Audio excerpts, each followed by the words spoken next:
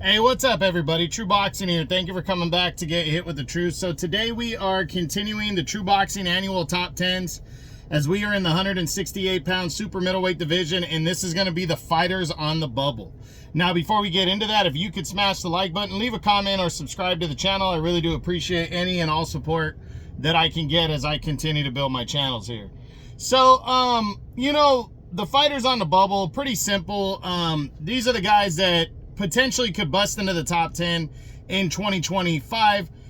They didn't quite make it this year, but they're they're on the bubble because they either have a big name and they could be getting an opportunity at something, or they're highly ranked, or both. So let's jump in and see which fighters. I got 10 fighters on the list. Let's jump into it. We're going to start with Osleys Iglesias. He is an undefeated Cuban fighter, 13-0 with 12 knockouts, only 27 years old. He came into the year and really, I think he went 4-0.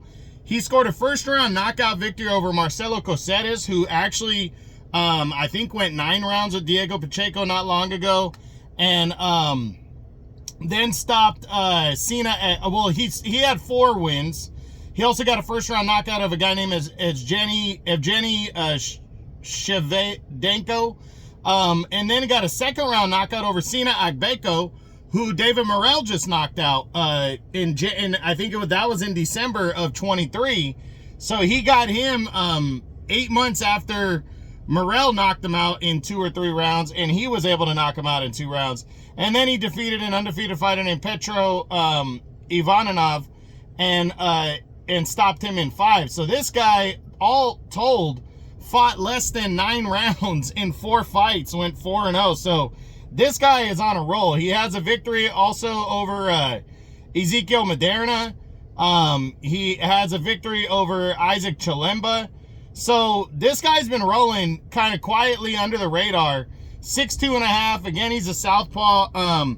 He currently right now is ranked number 4 in the WBC and number 5 in the IBF. Now, we don't know if he's going to get even close to a title shot, but we do know that he's ranked pretty high, and I think at some point he might get an opportunity at something. But with Canelo as the champion, you never know. But the one thing is, he is ranked number 5 in the IBF, where that's kind of a wide open division right now. Christian Mabili is likely fighting we don't know what he's going to do next, to be honest, because everybody's doing the Canelo dance. So this guy might be able this year to impress enough to bust into the top 10. We'll see. But I'm looking forward to seeing what he can pull off, because he is an exciting fighter with a good resume, and he's young. So that really bodes well for him.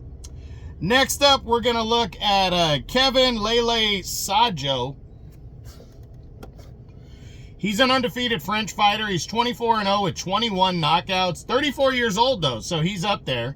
But he's been making some noise. You know, he went 3-0 this past year. 2 knockouts. He hasn't really beaten anybody big yet, but right now he's ranked number 4 in the IBF. So you could see Sajo moving in line to potentially fight in a mandatory eliminator, because right now there's no number 1 contender. Number 2 is Vladimir Shishkin, and if William Skoll doesn't get the crack at Canelo, then Shishkin, I think, is going to be reordered for a rematch or put in a final eliminator, and then you got Christian Mabili into the mix. I think Sajo, at the very least, is going to get some kind of opportunity to compete in a final eliminator or something this year, because he is ranked pretty high and he's got a good record. So he seems like, even though he's a little bit older, he seems like he's a fun, entertaining guy on the rise right here. Then we're going to look at Luka Plantic. He is an undefeated fighter as well, 11-0 with 9 knockouts. Right now, he is ranked number 5 in the WBC, 28 years old. Hasn't really beaten anybody either, but he has a good, record right now, and he could move himself into some kind of eliminator this year. Again, with Canelo, you don't know what's going to happen, but maybe this guy can work himself into some kind of an eliminator and bust into the top 10 by the end of the year.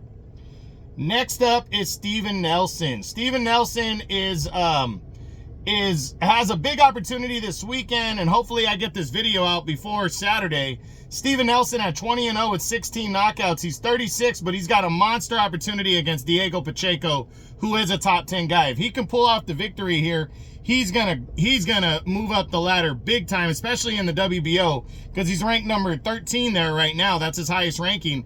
But Diego Pacheco's ranked number 1 in that governing body. So a victory over Diego Pacheco and even a strong performance could bust Steven Nelson into the top 10. Remember, he's a BOMAC guy. Out of the Crawford camp. I really think he has an opportunity to bust into the top 10, even in defeat, if he could have a good performance against the tough Diego Pacheco. Next up is, let me say this right, Paulinus Njalanimu,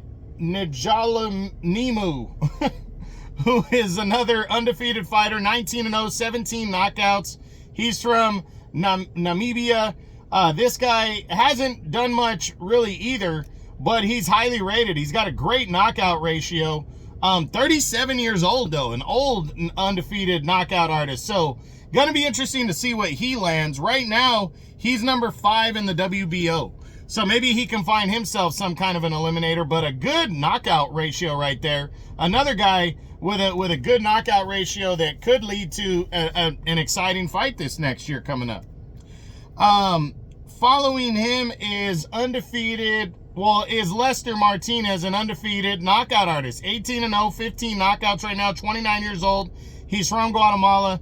This guy got a decision victory in 24 over Carlos Gongora, who's a contender and a top 10 guy a couple years back. So he's fighting February 8th against some unknown guy named Joshan James.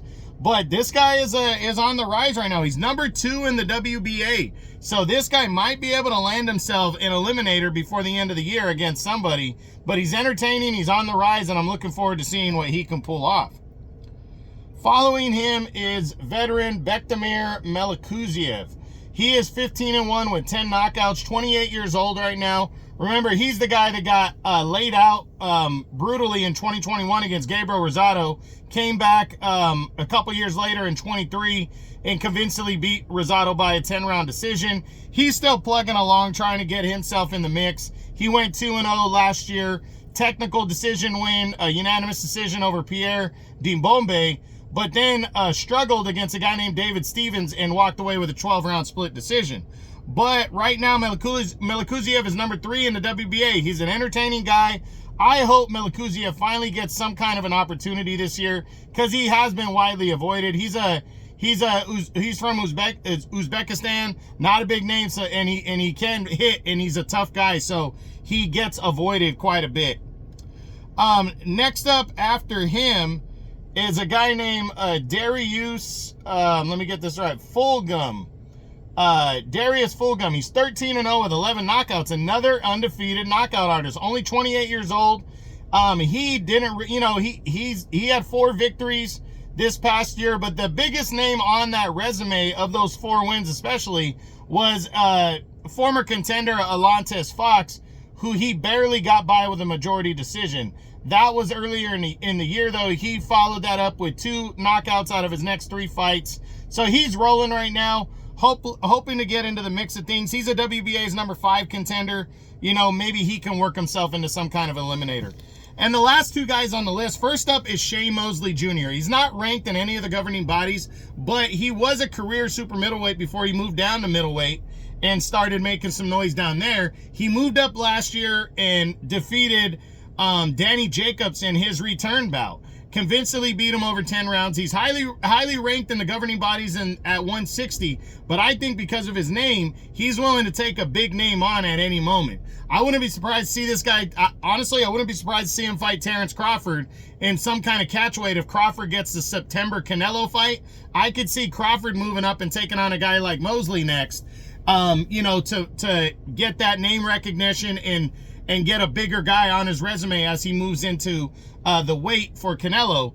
Wouldn't be surprised at all. I wouldn't be surprised if Mosley gets Canelo or gets another guy with a decent name at 168. I think Mosley is playing the bigger name type game situation. that can get him more exposure. So I really think he's kind of a wild card between 160 and 168 because of that name recognition, and the better he's been doing the last couple years is gonna put him into a bigger fight potentially in 2025. So he's on the bubble. Also on the bubble is Terrence Crawford. Bud, that we are closer to that showdown with Canelo than we ever have been. I honestly think it's going to happen this year. I really do.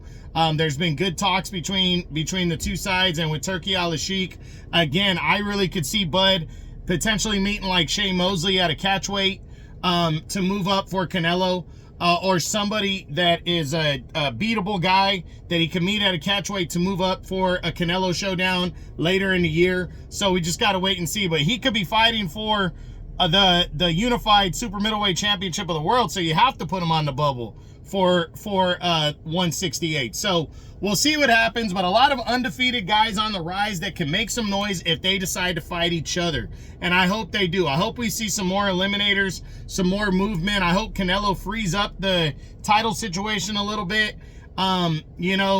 potentially opens the door to a little bit more interim fights or something, to where some of these other guys can start making some noise. But I'm really looking forward to seeing 2025 for these fighters, because there's a lot of undefeated guys with great knockout ratios, and if they can fight each other, it's going to boost their resume. So should be a good year for the super middleweight division. We'll see, but that's it. That's what I got. Those are my True Boxing annual top 10s, continuing as we just looked at the fighters that are on the bubble in the 168-pound super middleweight division.